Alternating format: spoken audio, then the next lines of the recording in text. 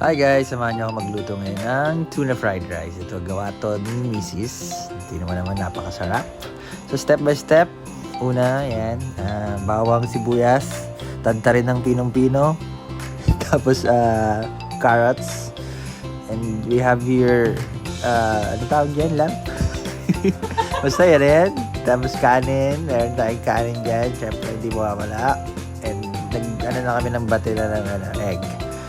Of course, we have here tuna. Siyempre, hindi mawawala yan. Tapos may sesame oil. Siyempre, mga ano tayo dyan, mga healthy. Kaya kailangan yan. Olive oil. And then, mag-add din tayo ng repolyo. Chop nyo yan maigi ha. Tapos black pepper. So yan, sautay na natin ng bawang sibuyas. Hanggang bumango. Amoy-amoyin nyo ha. Ito yung dapat mabango. Tapos, syempre, add na natin yung tuna. Dapat alisin nyo muna yung yung oil niya para hindi magsabaw.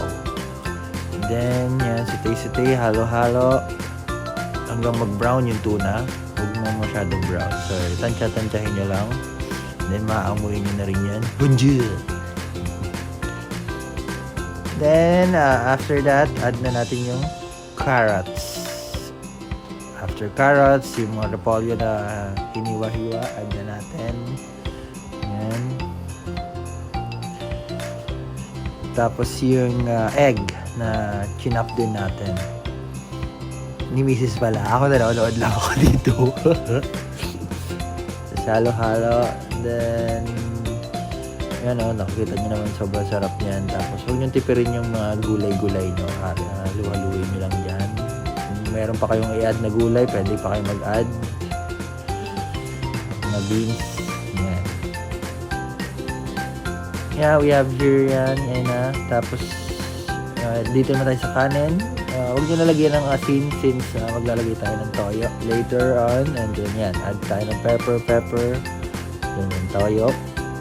Yan, tansya-tansyahin nyo lang kung gaano ka-alat yung gusto nyo. Then after that, lagay nyo na yung niluto nyo kanina. Ayan. Kita nyo naman kung gaano kasarap yan. Mas masarap kung ano yan, may mga tutong-tutong pa. Jarang! Wow, it's good to taste na. And wow! Grabe naman yung plating ng aking asawa. Tapos pwede nyo rin siyang samahan ng mga kung ano-ano. Ayan. Itlog na pula and then, fried fish. Yan, good luck. Thank you. Bye-bye.